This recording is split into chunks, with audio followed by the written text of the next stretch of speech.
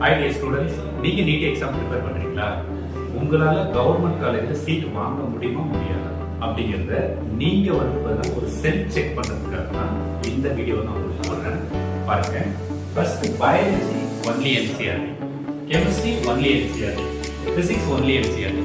என்ன சார் நாங்க நிறைய மெட்டீரியல் ப்ரிப்பேர் பண்றோம், நீங்க என்ன ஈஸியா பாத்தீங்கன்னா ஒன்லி என்சிஆர்டி படிச்சா போதும் அப்படின்னு சொல்றீங்க அப்படின்னா ஒண்ணும் இல்லப்பா. நீங்க பயாலஜி ரொம்ப தெளிவா படிச்சிருக்கீங்க. உங்க ஃப்ரெண்டு கிட்ட கொடுத்துட்டு ஏதாவது ஒரு லைனை படிச்சுட்டு அந்த இடத்துல ஒரு டேஷை போட்டு ஒரு கொஸ்டின் கேட்டா உங்களால சொல்ல தெரியும். அதாவது ஒரு லைன் அப்புறம் இந்த லைன் வரும், ஒரு வேர்டுக்கு அப்புறம் இந்த வேர்டு வரும். அந்த அளவுக்கு நீங்க பயாலஜி படிச்சிருக்கீங்க அப்படின்னா கண்டிப்பா பயாலஜியில உங்களால கவர்மெண்ட் மெடிக்கல் காலேஜ்ல சீட் வாங்குற அளவுக்கு மார்க்ஸ் வாங்கலாம். அதே மாதிரி கெமிஸ்ட்ரி அதே மாதிரி தான்.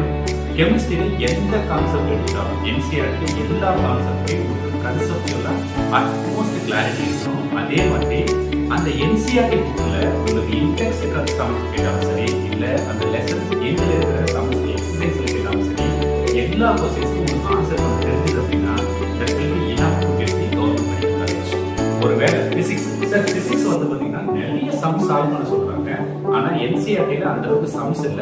நீங்க என்னன்னா ஒன்லி சம்ஸ் மட்டும் போட்டா போதும் அப்படின்றது இல்ல, ஒன்லி என்சிஆர்டி மட்டும் நீங்க படிச்சா போதும் சொல்றீங்க அப்படின்னா என்சிஆர்டில இருக்கிற பிசிக்ஸை நீங்க அண்டர்ஸ்டாண்ட் பண்ணணும் அப்படின்னா நீங்க ஏதாவது ஒரு நல்ல மெட்டீரியல் எடுத்து அதுல பாத்தீங்கன்னா கான்செப்ட் நல்லா படிச்சு முடிச்சுட்டு அதுல இருக்கிற சம்ஸ் எல்லாத்தையும் பாத்தீங்கன்னா நீங்க தரவா பாத்தீங்கன்னா ஒர்க் அவுட் பண்ணிட்டு அதுக்கப்புறம் நீங்க என்சிஆர்டி படிச்சீங்க அப்படின்னா அந்த என்சிஆர்டியோட அண்டர்ஸ்டாண்டிங் வேற மாதிரி இருக்கும். சரிங்களா?